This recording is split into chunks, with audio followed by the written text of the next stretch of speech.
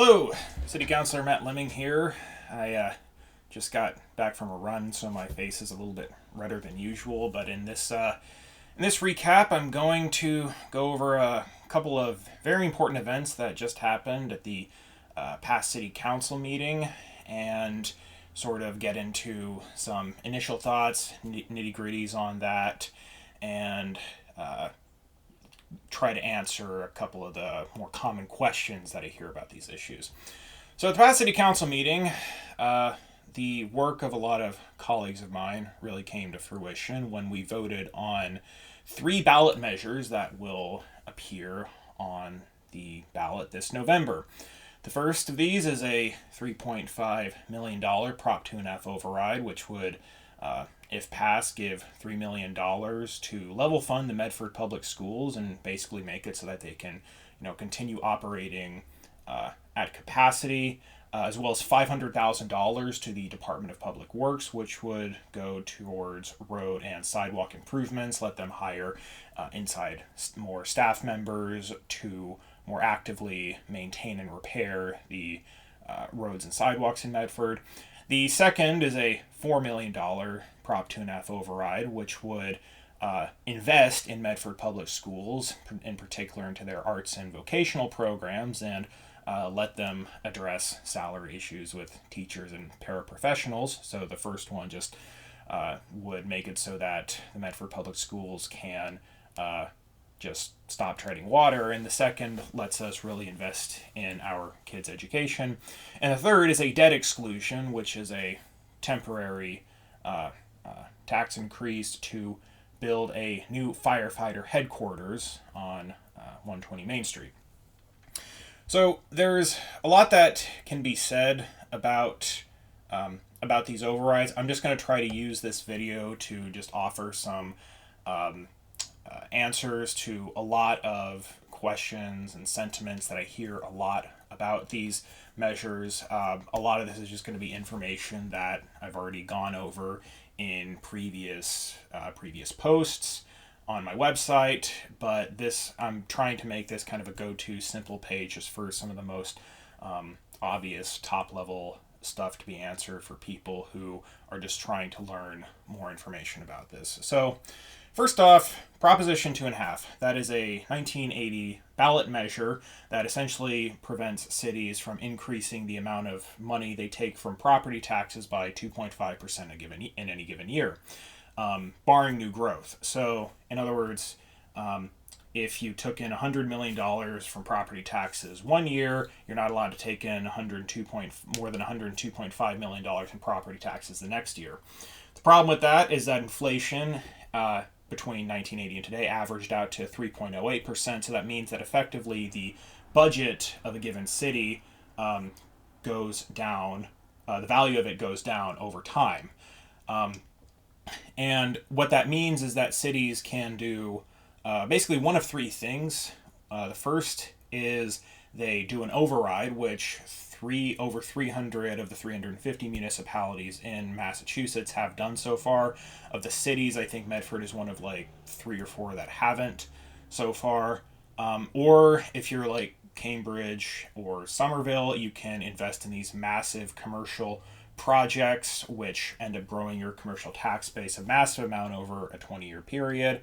The third option is to do nothing and continue to cut costs and just sort of watch the infrastructure of a city deteriorate, which in many ways is kind of what Medford's done over the last couple of decades, which is sort of what's led us here. So the Prop 2.5 override is a ballot measure that allows us to, for 1 year, ignore that 2.5% rule and raise the amount that we're allowed to take in more than 2.5% in a given year. A debt exclusion is the same thing, except it's temporary. It's typically used for one-time capital projects. After that capital project is paid off, then it goes down. So that's what that is. The school budget, as we've seen this past year, there's really not enough money to go around.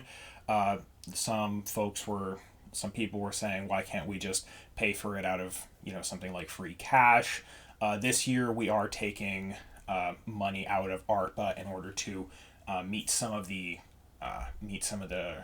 costs for that. But of course, that can't sustain us over a long period of time because then we just run out of free cash.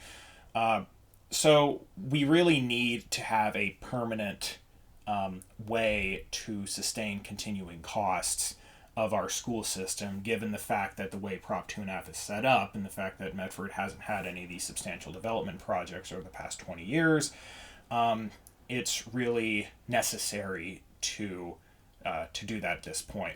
If we don't pass the 2.5 override, we will be basically at the same point next year as we are right now, and we'll have to just have massive layoffs in the schools. It won't be good.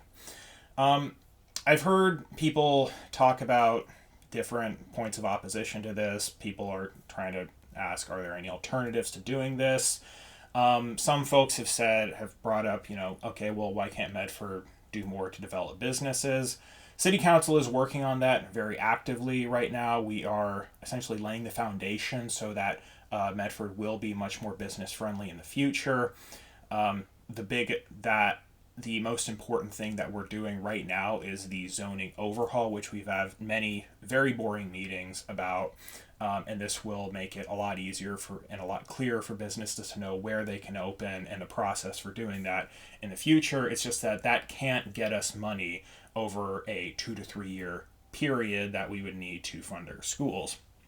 That can get us money over the next 5 to 10 years. And that's just where we're at. If we had this override 20 years ago, we'd be in a much better position today, but my job is to focus on where we're at right now. The other thing that I frequently hear in response to this is, well, why can't Medford, do more with less? Why can't we cut more costs than we have before? And the answer to that, of course, is that we are already very much at the bone in terms of money. So in this blog post that I'm pairing this video with, I lay out some comparative statistics. There's a lot of ways that you could throw around different comparisons of Medford's property tax rates, our operating budget, our total budget or total spending for this year, according to the budget that we approved at this past meeting, is $218 million, which is attached in a memo that we approved. And in this blog post, I also just give a very top-level overview of the line items of that budget as well, which is literally just copied and pasted from the agenda.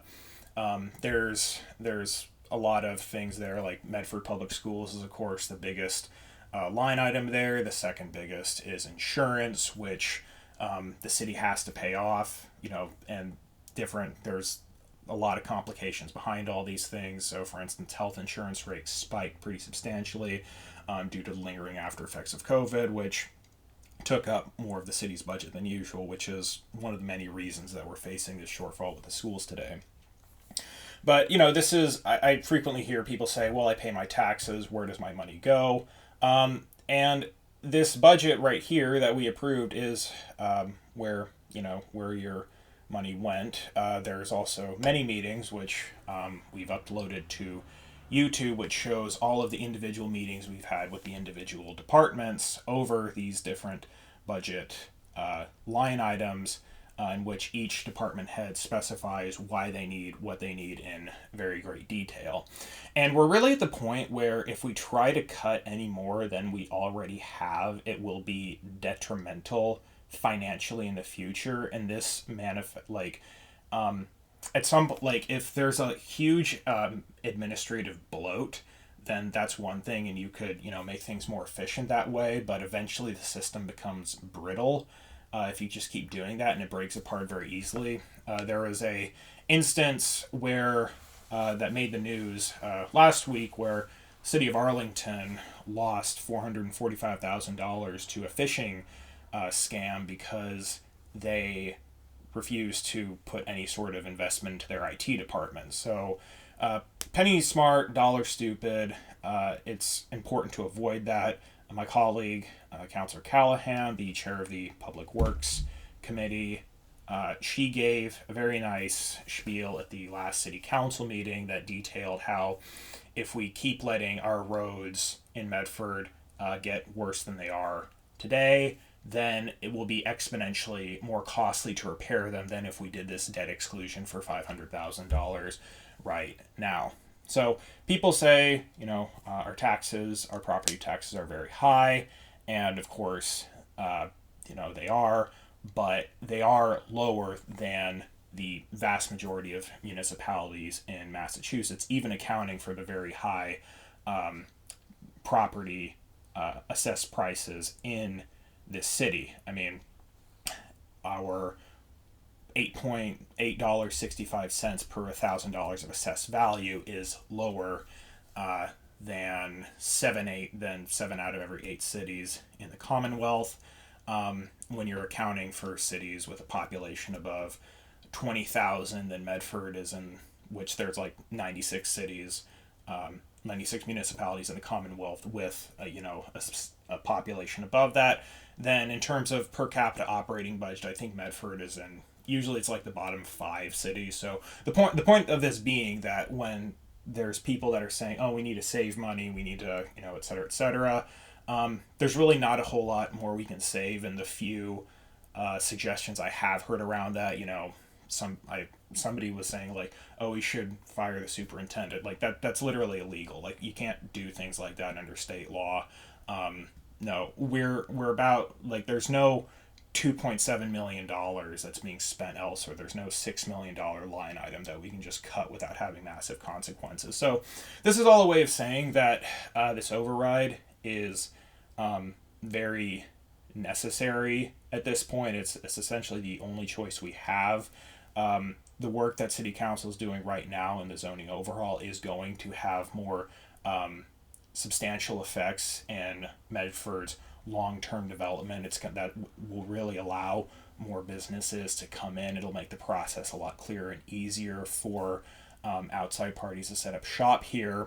It's just this is where we are now, and we're trying to get the firefighters a station that they've been promised for over a decade now. We're trying to get the DPW internal staff so that they can actually repair the massive backlog of roads that we have, and we're trying to make it so that the teachers in the Medford public school system will not have to be laid off next year, and there's actually we can actually promise them that they'll be able to keep their jobs. And we are trying to invest in arts and vocational programs so that the kids who are right now being educated in the Medford public school system will have a good and enriching education, because they don't have another 10 to 12 years to wait. So this is all just a kind of a high-level initial overview of what this is all about, why this is, our only option at the moment, and why I would strongly encourage everybody to talk to your neighbors about why they need to vote on this, on all 3 of these ballot measures, why that's just really what the city needs right now. And I like to thank you so much for listening. If there's any other questions that you do have about the overrides, I would encourage you to email me on the contact form on my website.